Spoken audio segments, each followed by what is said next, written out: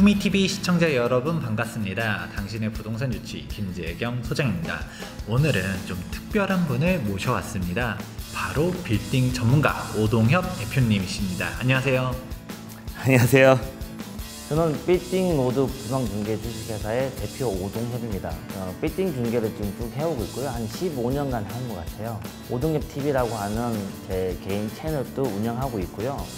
최근에 빌딩에 대해서 관심이 많은 분들 많이 계시는데 그분들에게 빌딩에 대해서 많은 것들을 제가 알려드리려고 노력하고 있습니다. 빌딩 전문가분을 모셔온 이유는 아무래도 투미TV가 재개발이라든지 재건축, 아파트 이런 쪽들에 한정돼 있다 보니까 다른 부동산 상품들에 대한 시각들이 조금 좁단 말이에요. 종종 전문가분들, 다른 분들도 모셔오는데 일전에 상가투자 김종률 대표님도 한번 모셔서 얘기했을 때도 반응이 좋았었거든요. 상가랑 뭔가 꼬물 빌딩은 또 다르잖아요. 네. 빌딩 투자는 어떤가 궁금해가지고 정보 전달하기 위해서 모셔보았습니다. 요즘 빌딩 시장 분위기 어떤가요? 제가 15년간 일하면서 지금이 가장 호황기인 것 같아요. 간물주, 조물주 위에 건물주, 꼬마 빌딩, 신조어도 많이 생겼잖아요. 예전에는 건물주 그러면은 그들만의 세상, 나하고는 상관없는 어떤 그런 단어였거든요. 근데 건물주 되는 게 쉽네? 대출 이만큼 나오네? 건물을 샀네? 나도 건물주 한번 도전해볼까? 라고 해서 매수자분들이 많이 문의를 해주세요. 매수자는 많은데 물건이 좀 적다 보니까 가격대들이 올라간다 라고 하는 것 같아요. 맨날 들려오는 이야기 있잖아요. 요즘 또 코로나 때문에 경기도 안 좋고 또 전에 김종률 대표님 오셨었을 때도 얘기했었던 게 상권이 또 정말 중요하다. 입지 분석 잘못하면 상가 잘못 샀었을 때 패가망신도 한다. 코로나 시기 때문에 살아남는 지역들, 죽는 지역들 또 다 다르다 얘기하다 보니까 사실 건물이라는 게 상가의 확장판 아닐까라는 그렇죠. 생각도 맞죠. 있거든요. 약간 좀 이해가 안 되는 부분들도 있거든요. 아니 임대료가 떨어지는데 건물 가격 올라가? 이런 근본적인 의문들이 아마 저뿐만 아니라 시청자분들도 있을 것 같아요. 제가 제일 많이 받는 질문이 지금 말씀하셨던 그 내용이에요. 경기가 안 좋으니까 임대료도 더 낮아질 거고 또 임차인들도 영업하기 힘드니까 많이 나가서 공식도 많이 생길 거고 내가 볼 때는 건물 가격은 무조건 떨어지게 돼 있어. 받는 월세가 낮아지면 적어지면 건물값은 떨어질 거야 라고 말씀을 하셨던 분들이 지금 다 후회하고 계세요. 쉽게 생각해서 경기가 좋으면 장사하고 싶은 임차인이 많을 거 아니에요. 그러면 당연히 건물주 입장에서는 월세가 많이 들어오겠죠. 그러면 건물을 사고 싶은 매수자 입장에서는 수익이 높아지니까 또 건물을 많이 살 거예요. 근데 건물 값이 비싸니까 자기가 가지고 있는 돈을 100% 다 집어넣어서는 못 사요. 다 넣어서도 못 사죠. 그러면 은행에 노크를 합니다. 저 돈 좀 빌려주세요. 그러면 당연히 경기가 좋으니까 금리가 높을 거 아닙니까? 그래서 높은 금리로 대출을 받아서 자기는 이자를 내야 되죠. 월세를 많이 받아서 이자를 많이 내는 거죠. 그게 경기가 좋을 때, 공실이 적을 때 상황입니다. 근데 경기가 안 좋아지고 코로나 때문에 임차인들이 움직이지도 않고 임대료도 매출도 낮으니까 그럼 당연히 임대료가 적어지겠죠. 경기가 안 좋으니까. 그럼 어떻게 합니까? 금리를 다운시켜 줍니다. 20년 3월달, 4월달 해서 2번 금리를 떨어뜨려 줬죠. 0.5 한 번 떨어뜨려 주고 그 다음에 0.25 떨어뜨려 주고 그래서 지금 기준금리가 0.5%입니다. 2.4, 2.5 정도로 금리가 측정이 되고 대출을 받으세요.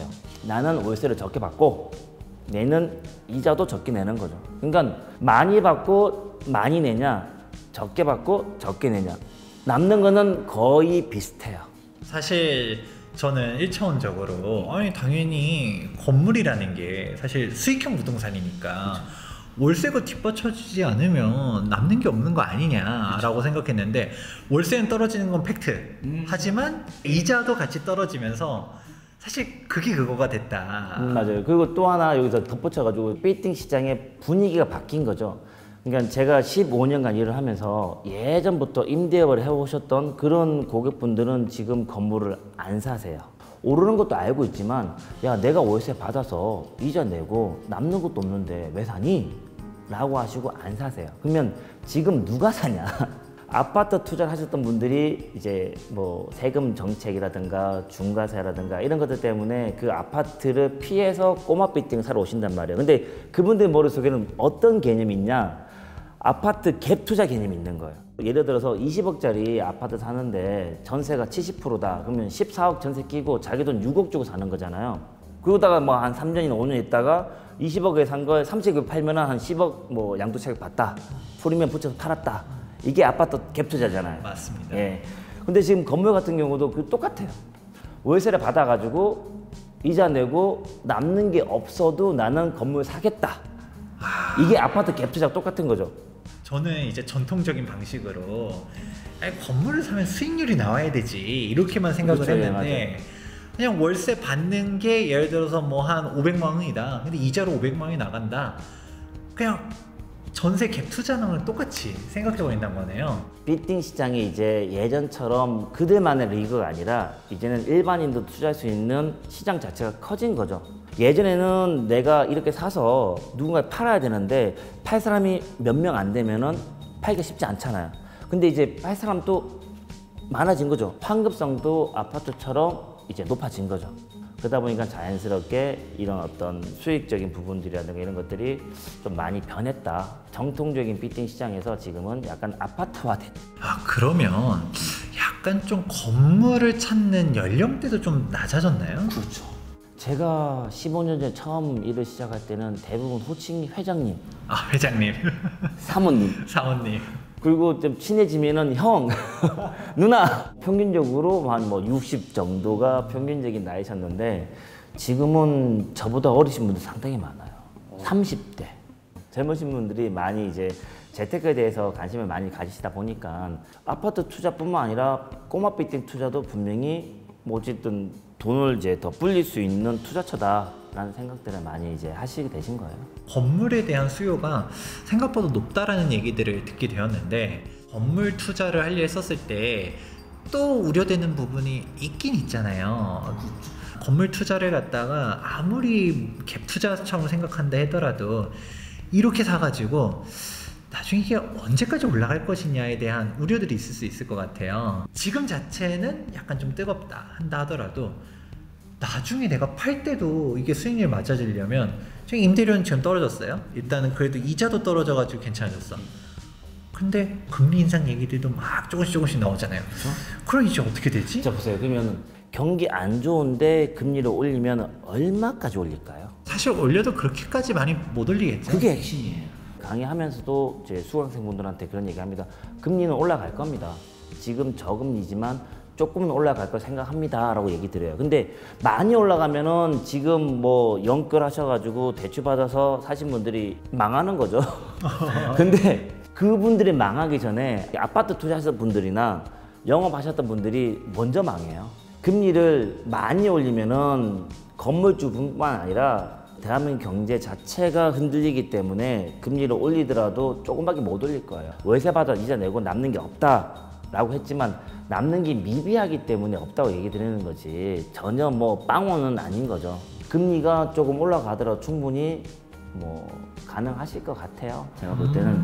근데 이제 건물 사신 분들이 제일 크게 걱정하시는 게 낮은 임대료를 내는 임차인이라도 있으면 되는데 그 임차인이 나가버려가지고 아주 많은 부분이 공실일 때 그때를 좀 걱정하시는 거죠. 전층 공실이 나지 않는 지역을 사시는 게 중요할 것 같아요. 네, 지금까지 오동혁 대표님께서 빌딩 시장에 대한 분위기와 사람들이 빌딩 투자를 어떻게 접근하는지에 대한 내용들 정리해 주셨습니다. 이대로 끝나기는 좀 아쉽죠. 2편도 준비해 보았는데요. 뭔가 1편에서는 빌딩 투자에 대한 분위기를 이야기했었다면 2편에서는 그래도 실질적으로 빌딩을 투자하려고 했었을 때 좋은 빌딩과 나쁜 빌딩 혹은 이런 빌딩은 괜찮은데 이런 빌딩은 조금 위험하다 하는 부분이 있다면 이게 어떤 건지 한번 이야기해 보도록 하겠습니다. 오늘 영상도 도움되셨길 바라면서 다음 편도 기대가 된다면 좋아요와 구독하기 눌러주시기 바랍니다. 지금까지 부동산 주치 김재경 소장과 빌딩 로드 부동산 중개의 오동엽 대표였습니다. 감사합니다.